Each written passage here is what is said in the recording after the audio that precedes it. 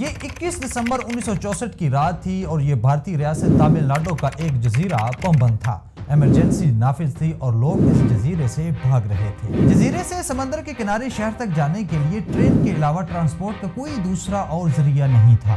Emergency کیا تھی یہ جاننے کے لیے ہمیں 6 دن پیچھے جانا ہوگا۔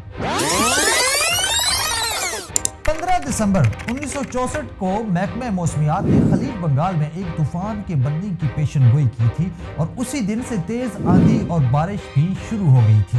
اگلے چند دنوں میں یہ طوفان جنوبی انڈیا میں داخل ہو چکا تھا۔ جزیرے پر موجود لوگوں کو گھر خالی کرنے کے احکامات جاری کر دیے گئے تھے اور کچھ لوگ ساحل سمندر پار اپنے رشتہ داروں تک یا کسی بھی محفوظ مقام تک پہنچنے کی کوشش کر رہے تھے اور کچھ لوگ جزیرے پر موجود دھنوش کوڈی ریلوے اسٹیشن پر ٹرین کا انتظار کر رہے تھے۔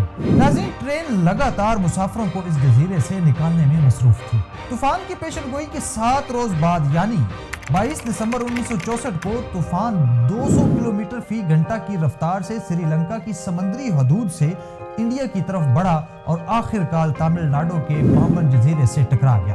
22 دسمبر کی رات دھنوش کوڈی ریلوے اسٹیشن پر آخر ٹرین پہنچ جاتی ہے۔ مسافر ٹرین کا ڈرائیور 8:30 پر کنٹرول روم کو اطلاع دیتا ہے کہ ٹریک پر گرد و غبار اڑ رہا ہے اور آگے بڑھنا مشکل ہوگا۔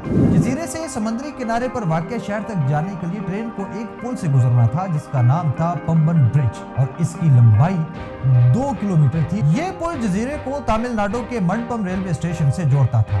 رات 9 بجے پمبن برج آپریٹر نے کنٹرول روم کو یہ پیغام بھی بھیج دیا تھا کہ تیز ہوا کی وجہ سے ٹرین پل کراس نہیں کر پائے گی۔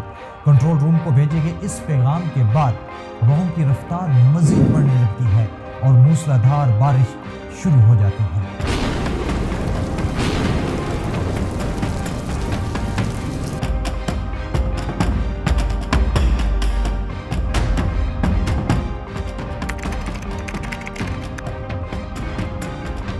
مسافر ٹرین 11:10 پر پمبن ریلوے اسٹیشن سے دھنوش کوڈی کے لیے روانہ ہوتی ہے۔ ٹرین اپنے مقررہ وقت پر رامیشورم اسٹیشن پہنچ جاتی ہے جس کے بعد اس ٹرین کا اگلا ریلوے اسٹیشن دھنوش کوڈی تھا۔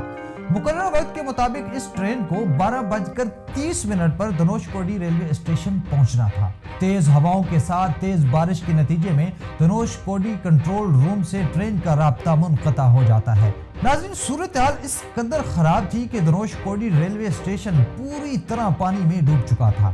دھنوش کوڈی کنٹرول روم یہ سمجھتا ہے کہ ٹرین موسم کی خرابی کی وجہ سے رامیشورم اسٹیشن واپس چلی گئی ہے، جبکہ رامیشورم اسٹیشن عملہ یہ سمجھتا ہے کہ ٹرین بحفاظت دھنوش کوڈی پہنچ گئی ہوگی۔ آسمانی بجلی، تیز آندھی اور تیز بارش کی وجہ سے دونوں ریلوے اسٹیشنز کا عملہ ٹرین کا حال دریافت کرنے نہ جا سکا اور پھر صبح ہوگی۔ 23 دسمبر کو طوفان تھوڑا سا تھم چکا تھا لیکن طوفان نے دھنوش کوڈی اسٹیشن کو مکمل طور پر تباہ کر دیا تھا۔ رامیشورم اسٹیشن اور دھنوش کوڈی ریلوے اسٹیشن کے درمیان رابطہ بحال ہوا تو معلوم ہوا کہ ٹرین تو ان دونوں اسٹیشنز پر تھی ہی نہیں۔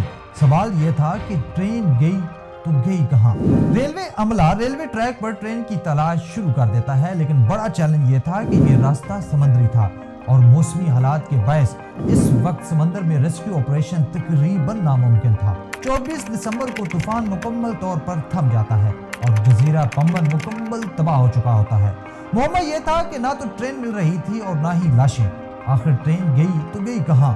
آخر ٹرین کے ساتھ ہوا کیا تھا؟ تلاش کے دوران ریلوے اہلکار کو ساحل سمندر سے لوہے کا ایک حصہ ملتا ہے جو اسی ٹرین کا ہوتا ہے۔ اگلے روز مسافر ٹرین کے سمندر سے الٹنے کی خبر انڈین ایکسپریس کے صفحے اول پر ہوتی ہے۔ اب سوال یہ تھا کہ اس ٹرین پر کتنے مسافر تھے اور وہ کہاں گئے؟ انکوائری کمیٹی کی رپورٹ کے مطابق حادثے میں مرنے والوں کی صحیح تعداد کا کسی کو علم نہیں تھا۔ ٹرین کی بوگیوں سے اندازہ لگایا گیا کہ اس میں سفر کرنے والے 110 عام افراد اور 18 ریلوے ملازمین تھے۔